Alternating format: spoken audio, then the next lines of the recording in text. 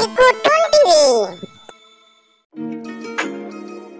जंगलातील एका तलावाशेजारी कासव, खारुताई आणि फुलपाखरे खेळत होती. तेवढ्यात तिथे पाणी पिण्यासाठी एक ससा आला. कासवाचे खेळणे आणि आनंदी जीवन जगणे पाहून सश्याला कासवाबद्दल द्वेष निर्माण झाला. कारण सश्याला कोणीच मित्र नव्हते. तो कासवाजवळ गेला आणि म्हणाला, काय रे कासवा, या छोट्या छोट्या प्राण्यांसोबत राहून स्वतःला काय खूप मोठा समजतेस का? सश्याचे बोलणे ऐकून कासव म्हणाला, काय झाले ससोबा? आनंदी जीवन जगण्यासाठी लहान मोठ्यांचा फरक करायचा नसतो. त्यावर ससा म्हणाला, ये कासवा, जीवनाबद्दल तू मला शहाणपण सांगू नकोस. मला कळते सर्व तुमच्याशी कसे वागायचे ते. त्यावर खारुताई म्हणाली, ससोबा, कासव दादा, आपण भांडू नका. त्यापेक्षा आपण एक शर्यत लावूया. जो जिंकेल त्याची गोष्ट हरलेल्याने ऐकायची. त्यावर ससा म्हणाला, ठीक आहे, लागली तर शर्यत. आपल्या जंगलातील उंच डोंगरावर जो प्रथम पोहोचेल तो विजयी होईल. थोडा विचार करून कासव खारुताईला म्हणाला, पण खारुताई, मला सश्यासारखे वेगाने धावता येत नाही आणि हा ससा जर मला जिंकला तर तो मला आणखी त्रास देईल. त्यावर खारुताई म्हणाली, कासव दादा, तू स्वतःवर विश्वास ठेव. तुझा आत्मविश्वास जागृत कर आणि आपल्या प्रयत्नात सातत्य ठेव, म्हणजे यश नक्कीच मिळेल तुला. कासव खारुताईला म्हणाला, तू म्हणतेस तर ठीक आहे खारुताई, लावूया आपण सश्यासोबत शर्यत. ठीक आहे ससोबा, ठरले तर उद्या लावूया आपण शर्यत. सस्याची आणि कासवाची शर्यत पाहण्यासाठी अनेक प्राणी गोळा झाले. ससा आणि कासव शर्यतीच्या ठिकाणी आले.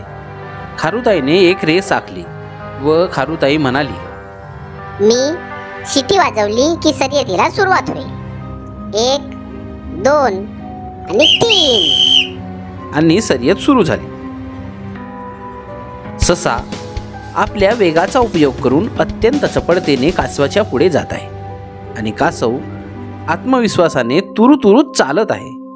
तर दुसरीकडे ससा विजयाकडे वाटचाल करतो आहे आणि कासव आत्मसमर्पणाने आपल्या विजयाचा मार्ग काढत आहे.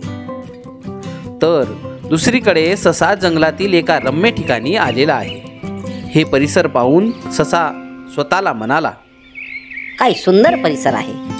इतके सुंदर दृश्य मी कधीच पाहिले नाही. काय फळे आहेत आणि फुलांचा सुगंध दरवळत आहे. मी ही फळे खाऊन थोडा आराम करतो. असे म्हणून ससा फळे खायला लागला व फळे खाऊन झाल्यानंतर ससा आराम करू लागला. तर दुसरीकडे कासव आपल्या चालण्यात सातत्य ठेवून आपल्या ध्येयाकडे मार्गक्रमण करत आहे. तर ससा शांत झोपलेला आहे. त्याला शर्यतीचे भानच राहिले नाही. तर कासवाने आपल्या चालण्यात सातत्य ठेवून काही क्षणातच सश्याला मागे टाकून पुढे जात आहे. कासव विजयाच्या दिशेने वाटचाल करत आहे व काही क्षणातच तो विजयी होणार आहे. तर इकडे सश्याला जाग आली. त्याला शर्यतीची आठवण झाली. तो विजयासाठी वेगाने आता पुढे जात आहे आणि पाहतो तर काय, कासव विजयी रेषा ओलांडून विजयी झालेला आहे. हे बघून ससा निराश झालेला आहे आणि तिथून निघून जात आहे. अशा प्रकारे कासवाच्या आत्मविश्वासाने तो ही शर्यत विजयी झाला आणि सस्याच्या आळशीपणामुळे तो ही शर्यत हरला. त्या रात्री ससा विचार करू लागला की मी कासवाला कसे काय हरू शकलो. माझ्याकडे तर कासवापेक्षा वेग आहे, तरी मी हरलो का? तर मी आळशीपणा केला, वाटेत झोपलो. मला माझ्या वेगाचा गर्व झाला होता. ही पराभवाची सल मला स्वस्थ बसू देईनाशी झाली आहे. मला काहीतरी करावे लागेल असा विचार करून ससा झोपी गेला. दुसऱ्या दिवशी ससा कासवाकडे गेला आणि कासवाला म्हणाला, कासवा, तू जिंकल्याबद्दल तुझे अभिनंदन. परंतु मला आणखी एक संधी दे. आपण पुन्हा एकदा शर्यत लावूया. विजयाच्या आनंदात असलेल्या कासवाने आपल्या वेगाचा अंदाज न घेता व कसलाही विचार न करता सश्याला होकार दिला. कासव म्हणाला, ठीक आहे ससोबा, आपण पुन्हा लावूया शर्यत. दुसऱ्या दिवशी दोघेही शर्यतीच्या ठिकाणी आले आणि पुन्हा शर्यत सुरू झाली. सश्याने अगोदरच्याच सुसाट वेगाने पळायला सुरुवात केली आणि कासवापेक्षा खूप पुढे निघून गेला. तर दुसरीकडे कासवही तुरुतुरु चालायला लागला. कासवाला ह्यावेळी पण विश्वास होता की आपण ही शर्यत जिंकू म्हणून. तर दुसरीकडे ससा त्या मनमोहक ठिकाणी आला आणि ससा स्वतःला म्हणाला, ह्यावेळी मी पूर्वी केलेली चूक पुन्हा करणार नाही. असे म्हणत ससा तिथून आणखी वेगाने पळाला. तर कासव अति आत्मविश्वासाने आपल्या चालीवर स्थिर राहत पुढे जात राहिला. तर दुसरीकडे ससा विजयाकडे वाटचाल करत पुढे निघाला आणि सस्याने विजयाची रेषा ओलांडली आणि ससा विजयी झाला. दुसरीकडे कासव खूप मागे राहिला आणि ही शर्यत हरला. ह्यावेळी कासवाचा अति आत्मविश्वास नडला होता. कासव विचार करू लागला की आपल्याला सश्याला वेगाने जिंकता येणार नाही, त्यासाठी आपल्याला बुद्धीचा वापर करावा लागेल. असे विचार करून कासव सश्याकडे गेला आणि सश्याला म्हणाला, ससोबा, मी तुला एक संधी दिली होती, आता तू मला एक संधी दे. आपण पुन्हा एकदा शर्यत लावू. त्यावर ससा हसून म्हणाला, तुला आणखी हरायचे असेल तर मला काहीच हरकत नाही. मी अगोदर जी चूक केली होती ती पुन्हा करणार नाही. ठीक आहे, लावूया शर्यत. त्यावर कासव म्हणाला, उद्या शर्यत लावूया, परंतु शर्यतीचा मार्ग मी निवडणार. आपल्या वेगावर गर्व असलेल्या सश्याने कसलाही विचार न करता होकार भरला आणि म्हणाला, ठीक आहे कासवा, मी तयार आहे.